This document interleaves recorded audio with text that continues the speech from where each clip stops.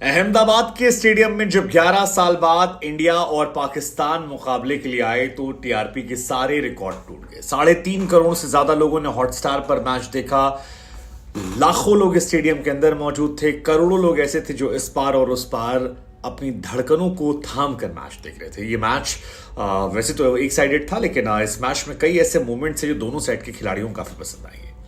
अब क्योंकि 11 साल बाद दोनों टीमें मुकाबला कर रही थी, तो हमें लगा कि क्यों ना इस मैच को याद किया जाए जिसमें पाकिस्तान ने पहले बल्लेबाजी की, 42 ओवर 4 गेंद में 191 बनाए। टीम इंडिया ने उसके बाद 3 विकेट खोकर इस टारगेट को चेस कर लिया 30 ओवर 3 गेंद में। लेकिन इस मैच के 10 ऐसे मोमेंट जो आपको इस मैच की स्मृतियों को याद दिलाएंगे। सो मेरे लिए सबसे पहला मोमेंट जो इस मैच का था वो था जब मास्टर ब्लास्टर सचिन तेंदुलकर और विराट कोहली ने एक दूसरे को हक किया। यार बेहतरीन मोमेंट था, मैच शुरू होने से पहले मोमेंट था, और दो ऐसे क्रिकेटर जिन्होंने जनरेशंस को इंस्पायर किया। तेंदुलकर को तो इस साल वर्ल्ड कप का ब्रांड एम्बेसडर बनाया गया। वो एक मोमेंट मेरे लिए बहुत इंपॉर्टेंट था। दूसरा मोमेंट मेरे लिए इंपॉर्टेंट था विराट कोहली का। विराट कोहली इस बार अपनी जर्सी जो है उसे गलत पहनकर उतरे थे। अगर आपने नोटिस किया हो, विराट कोहली सफेद स्ट्रिप वाली जर्सी पहनकर उतरे थे, और टीम इंडिया की जो इस बार जर्सी है वो सफेद स्ट्रिप वाली नहीं है, बल्कि उसमें तिरंगा लगा हुआ है।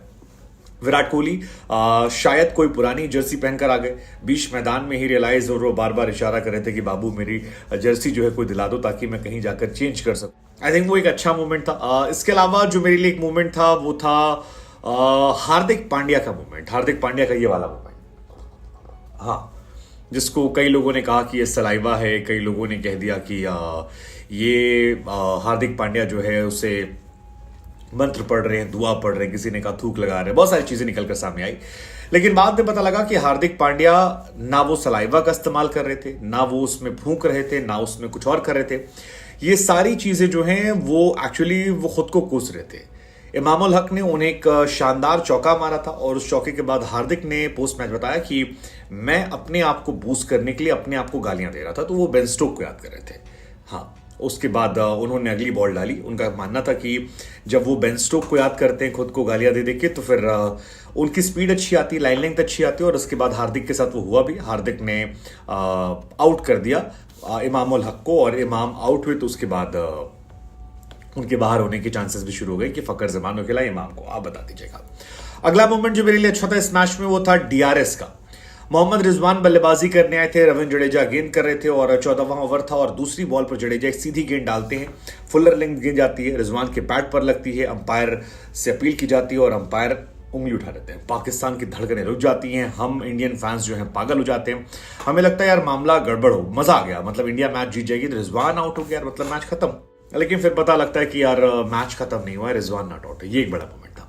अगला मोमेंट मेरे लिए जो था वो था बाबर आजम का क्लीन बोल्ड हो जाना। बाबर आजम कमाल की बल्लेबाजी कर रहे थे।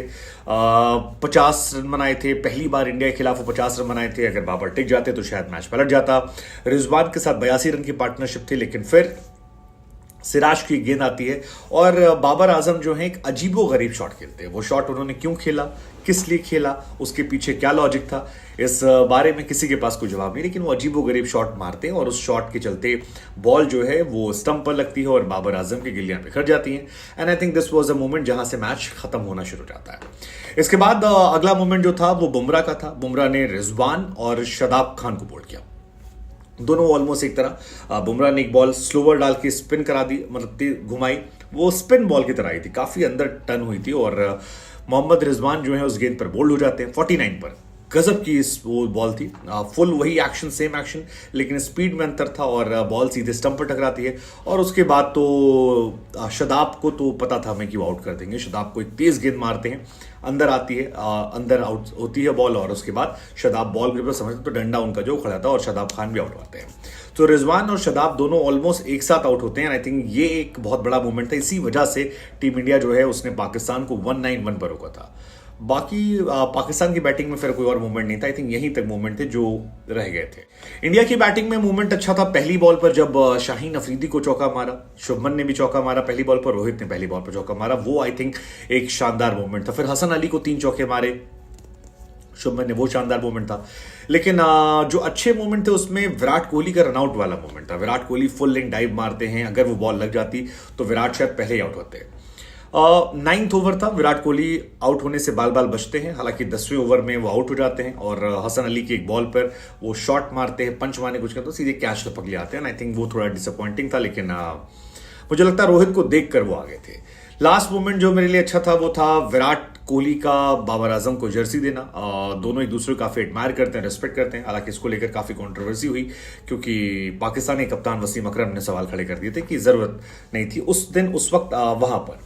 बाकी इस मैच में कई मोमेंट और भी थे, जैसे अरिजीत सिंह ने परफॉर्म किया था तो वो जबरदस्त रहा, सुनिधि चौहान ने परफॉर्म किया था वो जबरदस्त रहा, सुखविंदर सिंह या फिर शंकर महादेवन जो हों, इन तमाम लोगों ने परफॉर्म किया। ये मैच के बड़े मोमेंट थे। आपके हिसाब से क्या और मोमेंट थे?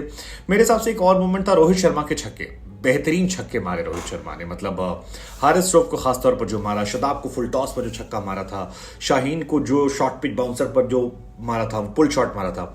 आई थिंक ये सारे मोमेंट ऐसे थे जो जबरदस्त मोमेंट थे। रोहित शर्मा का आउट होना भी एक अच्छा मोमेंट था। वो एक हाथ से बॉल छूट जाती है, बैट छूट जाता है और फिर टक से बॉल लगती है और इफ्तिकार कैच पकड़ लेते हैं। आई थिंक ये सारे मोमेंट मेरे लिए स्पेशल